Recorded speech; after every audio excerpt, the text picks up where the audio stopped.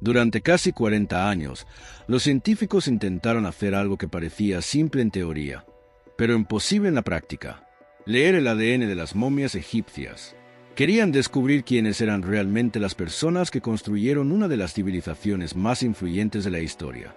No sus mitos, no sus monumentos, sino su origen biológico. Pero una y otra vez fracasaron. El problema no era la falta de interés, tampoco la falta de tecnología básica.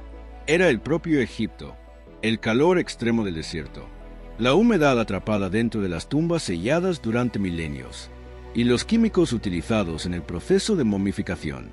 Todo parecía conspirar contra una sola cosa: la preservación del ADN.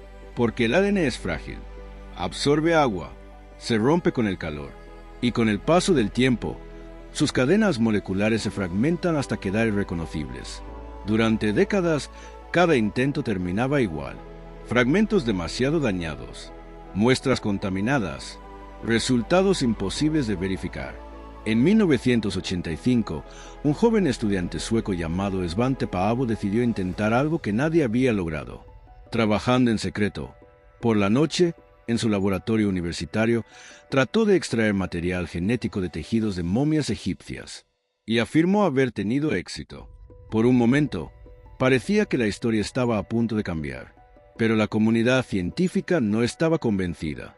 Muy pronto, sus resultados fueron cuestionados, luego rechazados. El problema era simple, pero devastador: contaminación. El ADN moderno había infiltrado las muestras antiguas. Lo que parecía un avance histórico era en realidad un error.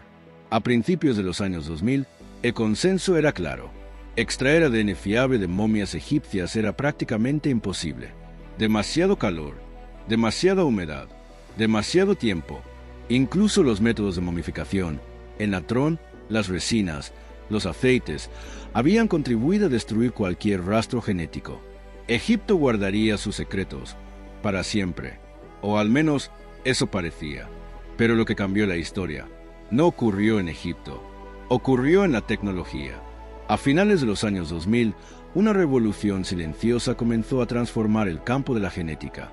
Las antiguas técnicas, limitadas y lentas, fueron reemplazadas por máquinas capaces de leer millones de fragmentos de ADN al mismo tiempo.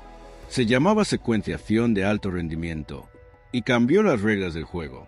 Antes, los científicos buscaban fragmentos específicos, como si intentaran encontrar una aguja en un pajar. Ahora podían leer todo el pajar, cada fragmento, cada señal, cada error, y luego reconstruir la historia completa. Pero había un problema aún mayor que la cantidad de datos. ¿Cómo saber si el ADN era realmente antiguo? Porque el mayor enemigo no era la destrucción, era la contaminación. Durante años, cualquier intento de extraer ADN antiguo terminaba mezclado con ADN moderno. De los investigadores, del aire, de las manos que habían tocado las momias durante décadas. Parecía imposible distinguir entre ambos, hasta que los científicos descubrieron algo inesperado. El ADN antiguo deja una firma. Con el paso de miles de años, las moléculas de ADN no solo se rompen, se deforman. Sus componentes químicos cambian de forma predecible. Una de esas transformaciones afecta a una base llamada citosina. Con el tiempo, la citosina se convierte en uracilo en un proceso conocido como desaminación. Cuando las máquinas leen ese ADN dañado, interpretan esa alteración como una sustitución específica: citosina por timina. Y lo más importante, esto ocurre especialmente en los extremos de las cadenas de ADN. Es un patrón que no aparece en el ADN moderno, solo en el ADN que ha estado degradándose durante miles de años. Por primera vez, los científicos no solo podían extraer ADN, podían demostrar que era auténtico. Ese fue el verdadero avance: no encontrar ADN, sino probar que era antiguo. Y en ese momento, una pregunta volvió a abrirse: si el ADN egipcio aún existía, ¿qué estaba esperando para ser descubierto? En 2017, esa pregunta finalmente empezó a tener respuesta. Un equipo internacional liderado por el genetista Johannes Krause decidió analizar una colección que llevaba más de un siglo olvidada en museos alemanes. Las momias provenían de un lugar llamado Abu Sir el Melek, un antiguo sitio funerario a lo largo del Nilo, aproximadamente a 100 kilómetros al sur del Cairo. Durante siglos, fue un centro de enterramiento dedicado a Osiris, el dios de los muertos. Pero estas momias no eran faraones, no eran reyes, eran personas comunes, hombres y mujeres de clase media, enterrados en ataúdes de madera pintada. 151 individuos que vivieron a lo largo de 1300 años de historia, desde el apogeo del Imperio Nuevo hasta la ocupación romana. Era una oportunidad única, pero también un riesgo. Si fallaban otra vez, la teoría de que el ADN egipcio era irrecuperable quedaría confirmada. El equipo decidió cambiar el enfoque. En lugar de analizar tejidos blandos, como la piel o los músculos, fueron más profundo, a los huesos, y especialmente a los dientes, porque estas estructuras densas habían protegido el ADN de la humedad y del tiempo mejor que cualquier otra parte del cuerpo. Lo que encontraron los sorprendió. De 90 momias, lograron reconstruir genomas mitocondriales completos. Y en 3 individuos, algo aún más raro: ADN nuclear completo. El plano genético completo heredado de ambos padres. Por primera vez, no eran fragmentos. Era una historia genética completa. Pero lo más impactante no fue la cantidad de datos, fue lo que esos datos decían. Las muestras cubrían más de 1300 años, un periodo en el que Egipto fue conquistado por múltiples imperios: asirios, nubios, persas, griegos, romanos. Según la historia tradicional, estas invasiones deberían haber cambiado completamente la población. Pero no fue así. El ADN mostraba algo inesperado: continuidad. Durante más de un milenio de dominación extranjera, la población apenas cambió. Los egipcios no fueron reemplazados, permanecieron. Pero eso no era lo más perturbador. Cuando los científicos compararon esos genomas con otras poblaciones del mundo, apareció un patrón claro. Los egipcios antiguos no eran genéticamente más cercanos al África subsahariana. Eran más cercanos a poblaciones del cercano Oriente, al Levante, a regiones que hoy conocemos como Israel, Jordania, Líbano, Siria. También mostraban afinidad con poblaciones antiguas de Anatolia, lo que hoy es Turquía. Esto no era una pequeña variación, era una señal fuerte, consistente, repetida en múltiples muestras. El origen de los antiguos egipcios no era el que la mayoría esperaba, y eso cambió la pregunta por completo. Pero el estudio de 2017 tenía un problema. Todas las muestras provenían de un solo lugar, un solo sitio, en el centro de Egipto, y ninguna de ellas pertenecía al periodo en el que se construyeron las pirámides. Los críticos fueron rápidos. Quizás esos resultados no representaban a los primeros egipcios. Quizás reflejaban poblaciones más tardías. Quizás no eran la respuesta completa. Durante años, esa duda permaneció abierta, hasta que, en julio de 2025, algo cambió. Un equipo del Francis Crick Institute y la Universidad John Moore de Liverpool anunció un avance que nunca antes se había logrado. Habían secuenciado el genoma completo de un hombre que vivió durante el Reino Antiguo, la era en la que se construyeron las grandes pirámides de Giza. Por primera vez, el ADN de un egipcio de la época de las pirámides podía ser leído. El hombre había sido enterrado en un lugar llamado Nuweirat, un pequeño asentamiento a unos 265 kilómetros al sur del Cairo. Su cuerpo fue descubierto en 1902, pero no en una tumba común. Había sido colocado dentro de una vasija cerámica sellada, dentro de una tumba excavada en la roca. Ese detalle lo cambió todo. La combinación de la vasija y el entorno creó un microclima estable, lo suficientemente estable como para preservar su ADN durante casi 5.000 años. Y hay otro detalle más. Él no fue momificado. En ese periodo, la momificación aún no era una práctica estándar. Y, de forma irónica, eso pudo haber ayudado a preservar su material genético.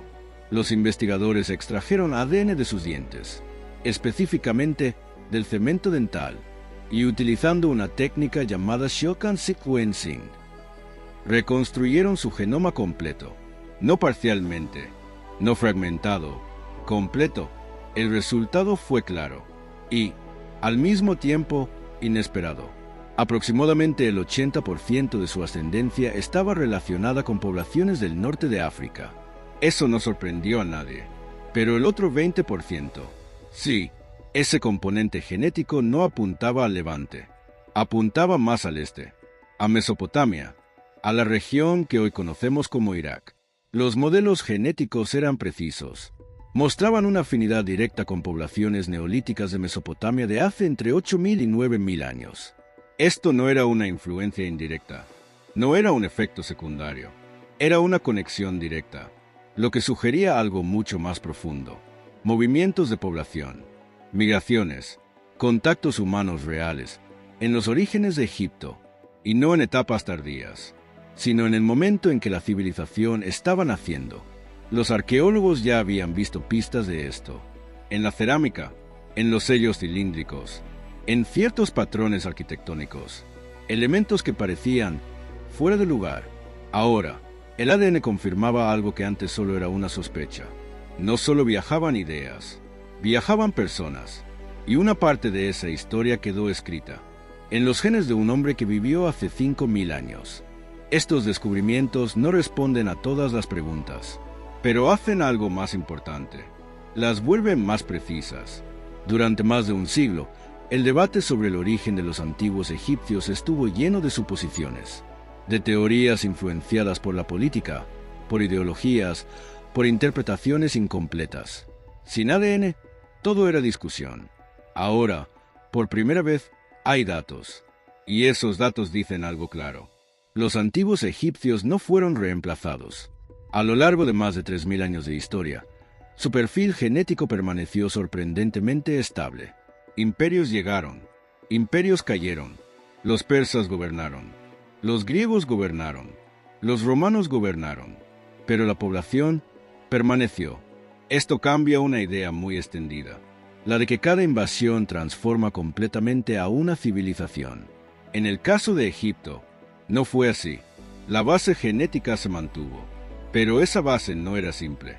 Era una mezcla, principalmente norteafricana, con raíces profundas en poblaciones que habitaron el Valle del Nilo y el Sáhara cuando aún era verde, pero también con un componente significativo de Asia Occidental, especialmente de regiones como Mesopotamia.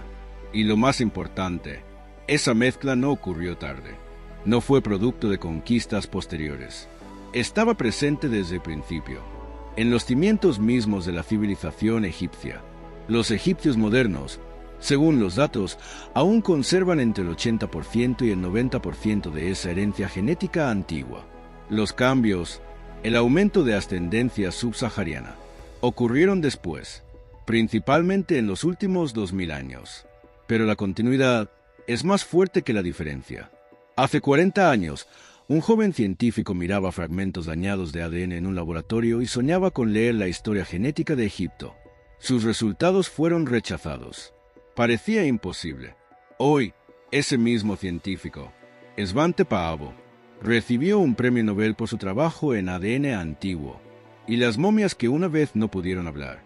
Finalmente lo hicieron, no en palabras, sino en código, en un laboratorio en Alemania, en un museo en Liverpool, en el diente de un hombre que vivió hace 5.000 años bajo el sol egipcio. La historia sobrevivió, y lo que cuenta es más complejo que cualquier versión simple sobre origen o identidad. Es una historia de movimiento, de mezcla, de construcción y de permanencia.